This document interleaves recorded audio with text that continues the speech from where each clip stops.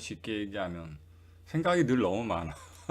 오버싱킹 하는 사람들, 예, 그런 사람들이 뭐 다양한 어떤 삶의 어려움을 겪는다 해서 그런 사람들을 좀 생각이 많은 체질 또는 문제를 가진 사람이라는 별도의 카테고리로 구분할 필요가 있다 이렇게 주장되는 요즘의 이야기를 가지고서 거기에 다 동의하는 건 아니지만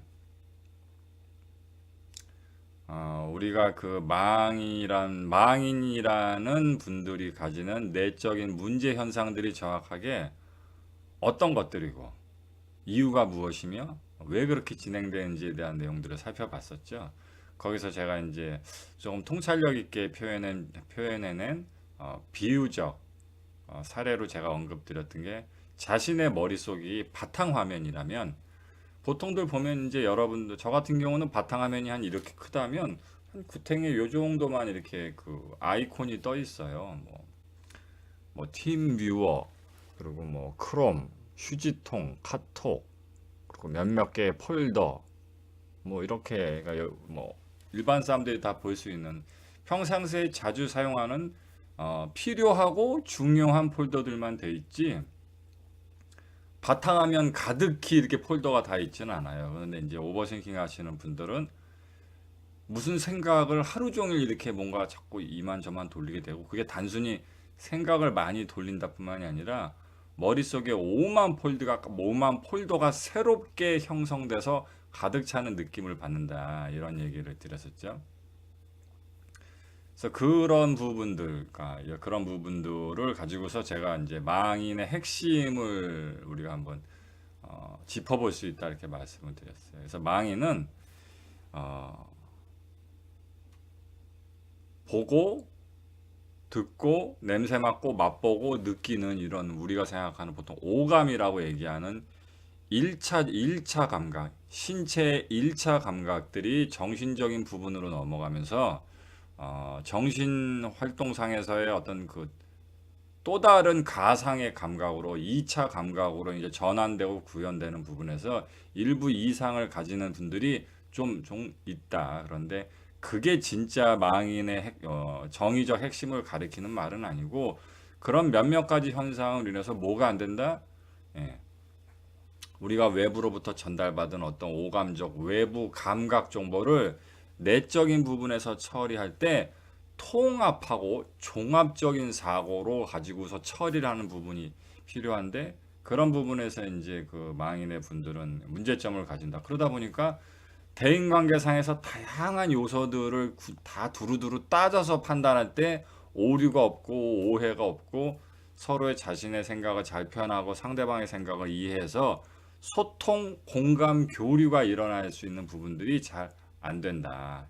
그래서 그런 부분들이 어저께 이제 좀 시야적인 부분에서 제한을 받으면 횡시라든가 또는 이렇게 좀 불안한 시선들을 보이는 분들도 생긴다. 이런 얘기 들었었죠. 이제 오늘은 어느 부분을 이 얘기를 해야 되냐면 드디어 이제 그 폴더 부분에 대한 이야기를 좀 더 자세히 해볼 차례입니다.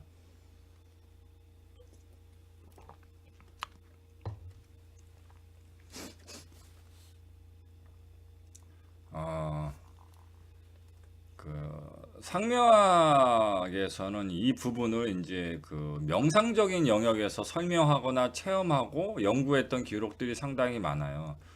어, 이 부분을 이제 보통 명상적인 그 영역에서는 이제 망각의 바다를 뛰어넘는다 보통 이렇게 표현합니다. 망각의 바다를 뛰어넘는다. 이게 무슨 뜻이냐면 우리가 어떤 생각을 하거나 어떤 사물을 바라보거나 인지를 일으킨 이후에 그것과 관련한 생각을 일으키려고 할 때 반드시 기존의 생각을 놓치게 되어 있어요.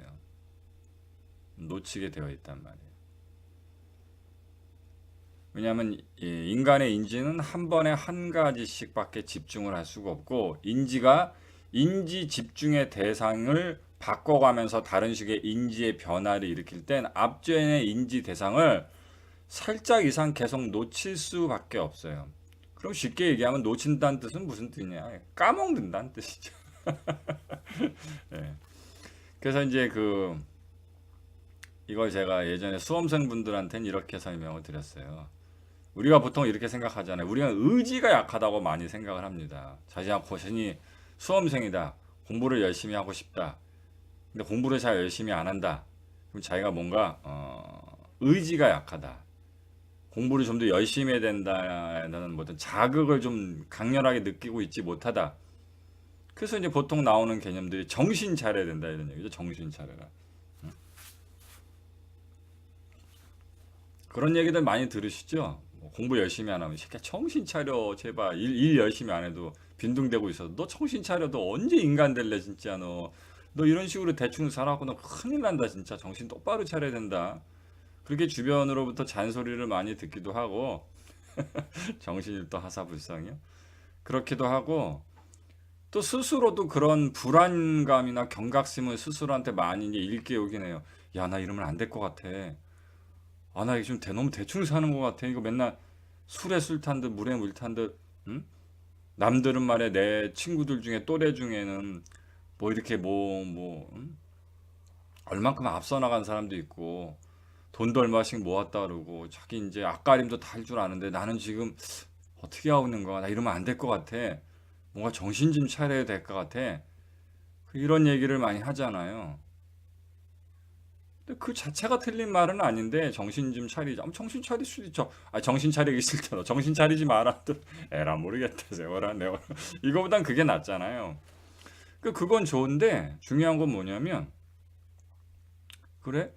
그건 정신 차리고 싶다는 건 좋은데 어, 우리가 보통 그 친구들 사이에서 뭐뭐 하고 싶다는 얘기만 하지 실제로 하는 사람들은 별로 없잖아요. 얼마 전에 제가 그 봤던 만화에도 그런 거, 일본 작가의 만화에도 그런 게 나오더라고요. 무슨 요즘에 저 캐리커처 그리는 게 유행이라는데 요즘 그 미술 하시는 분들 이렇게 조금 그림 취미 가져갖고 요즘 그림 대결하는 어떤 그 게임도 있고 재미가 있더라고. 그래서 나도 이제 미술에 좀 관심을 가져볼래나 이렇게 얘기하면 우리들 머릿속에 동시에 떠오르는 말이 있죠. 그냥 말로만. 그냥 이번 겨울엔 정말 다이어트 해야 되겠어. 이제 내가 그냥 할까 하다가 미뤘었는데 이번 겨울엔 진짜 다이어트 해야지. 그러면 또 우린 붙는 사람 다 알아요. 또 그냥 생각만 들었구만 또 실제로 일어나지는 않는단 말이에요.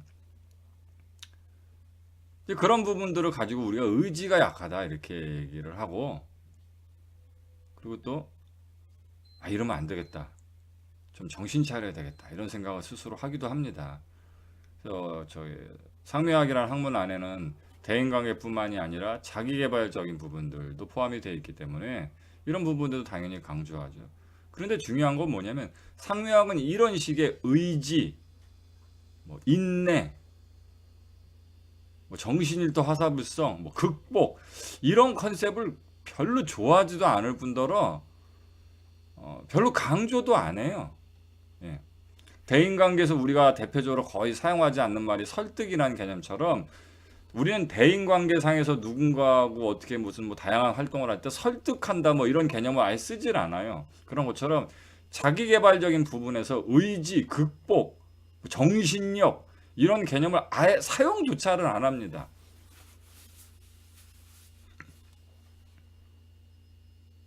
그러면 정신력이 좋은 게 소용이 없는 거냐? 정신 차리는 게 그럼 나쁜 거냐 하면 아니죠. 그런 건 당연히 좋고 필요하죠. 그렇긴 한데 상미학이 이야기하는 부분은 그럼 뭐가 정신력이고 뭐가 정신 차리는 건지는 알고나 해야 될 거 아니냐? 알고나. 정신 차려야지라고 생각하는데 뭐가 정신 차리는 건지 모르니까 정신을 못 차리고 정신력이 강했으면 좋겠다. 의지력이 좋았으면 좋겠다. 이렇게 얘기하지만 뭐가 그건지 모르니까 안 되는 게 혹시 아니라는 생각을 해본 적이 없느냐. 이런 얘기를 던지는 거죠. 그래서 상명학은 그 정신력, 집중력, 의지력, 인내력 이런 거 얘기할 때마다 그런 것들이 상당히 추상적인 표현으로 우리가 체감적으로는 대략 그게 무슨 뜻인지는 알고 있지만 정확하게 그게 어떤 방향에서 어떤 식의 기능을 일으키는 것들인지에 대한 제대로 된 공부는 없다 이렇게 얘기를 합니다. 그래서 그걸 이해하지 못하니까 이 사람들이 정신 차려야 되겠다라고 느낄 때에 그 안에 일어나는 현상들이 완전한 착각 형태로 대부분 되어 있으며, 그것으로 인해서